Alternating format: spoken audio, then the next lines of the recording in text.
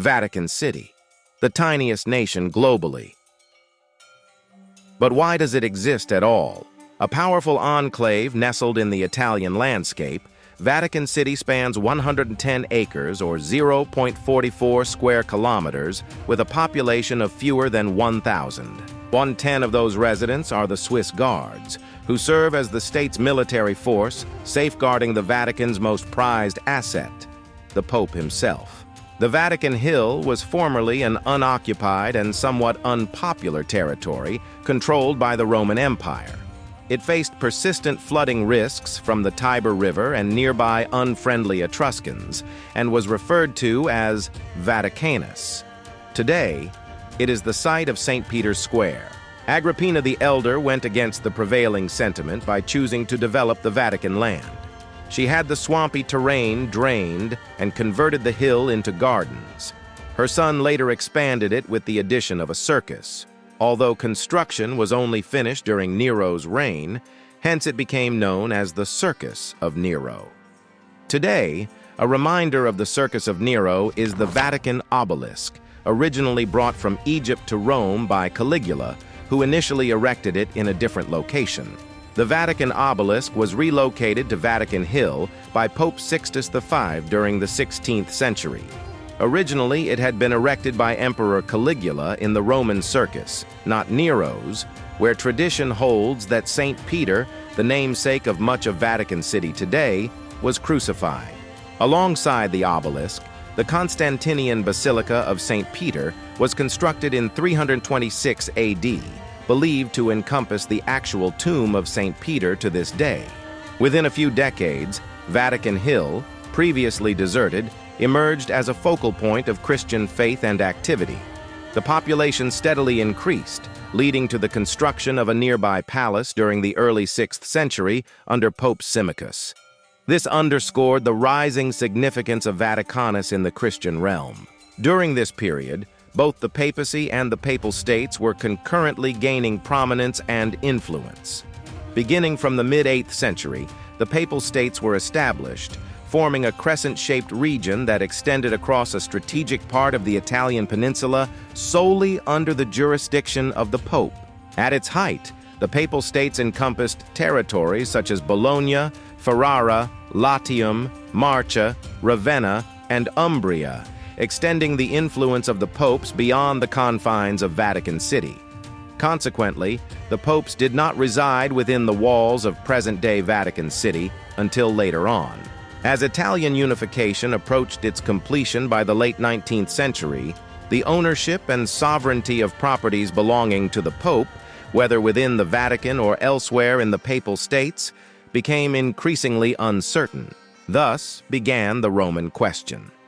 After a brief expulsion from the Papal States by a short-lived Roman Republic in 1849, Pope Pius IX regained control of the territories with the assistance of French allies. However, less than 2 decades later, the Kingdom of Italy annexed the lands from the Church once more.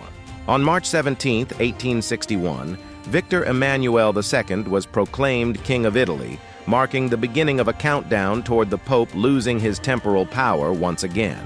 The government of the newly unified Italian state, based in Turin at the time, declared Rome as the new capital of Italy, signifying the transition of power from the Pope to the King and his officials. However, this proved impractical at the time because a French garrison remained with the Pope, tasked with protecting the papacy and what remained of the Papal States. As a result, the new kingdom's government temporarily relocated to Florence while awaiting the withdrawal of Napoleon III's forces. When the Franco-Prussian War compelled Napoleon to withdraw his troops from Rome, King Victor Emmanuel II remained vigilant and prepared. Following Napoleon's loss at Sedan, the Italian king capitalized on the situation by sending Count Gustavo Ponza di San Martino to propose to Pope Pius that the kingdom's army be permitted to enter Rome peacefully. The Pope's response reportedly brimmed with anger. "Such loyalty! You are all deceitful and lacking in faith," he exclaimed, before hurling the letter onto a nearby table. This incident occurred on September 10, 1870. the Italian army commenced their advance toward Rome on September 11th. On September 19th, Rome came under siege. The next day, Rome surrendered, and the Kingdom of Italy captured the territory that had once been under the authority of the Pope. After the seizure of Rome, heated debate ensued as the Pope and his Catholic allies abroad rejected the idea of sharing the capital of the state with the seat of the papacy. Initially, King Victor Emmanuel aimed to honor the historical significance of the Quirinale Palace as a papal residence, but remained steadfast in his decision not to relocate the kingdom's capital. Over time, however, King Victor Emmanuel requested the keys to the palace directly from the Pope.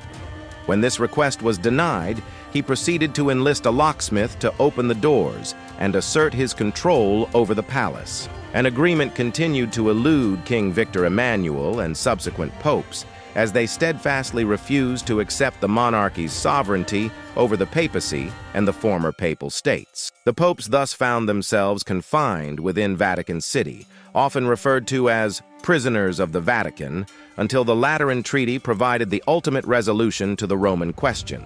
The Lateran Pacts, which included the Lateran Treaty of 1929, were significant agreements finally reached between Pope Pius XI and the Holy See on one side, and King Victor Emmanuel III and Italian Prime Minister Benito Mussolini on the other. On February 11, 1929, the Lateran Pacts were signed at the Lateran Palace and later ratified, bringing to a close the Roman question.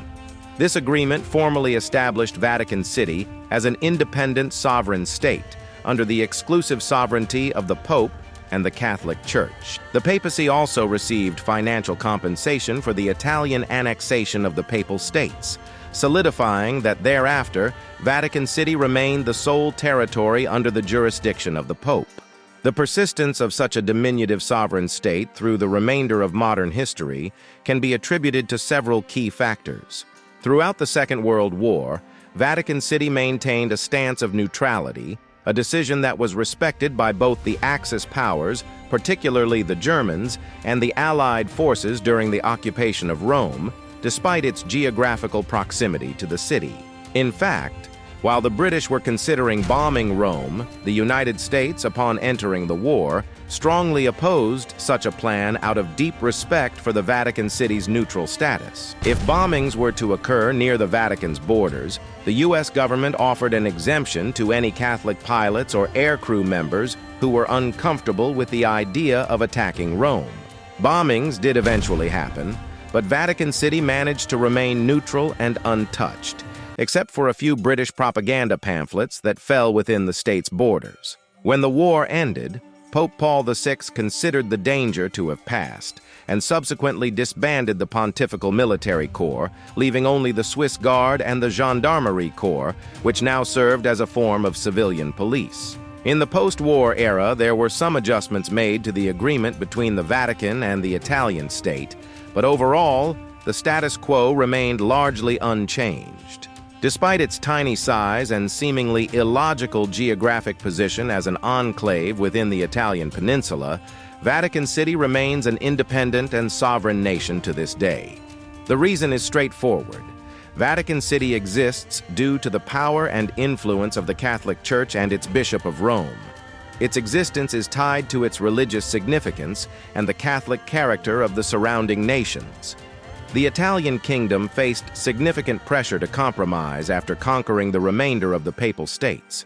Nearby Catholic nations like France exerted geopolitical pressure that compelled Italy, despite its own stance on Catholicism and the authority of the Holy See, to consider compromise. Centuries ago, the papacy wielded more global authority than it does in contemporary times, a dominance underscored by its possession of the Papal States.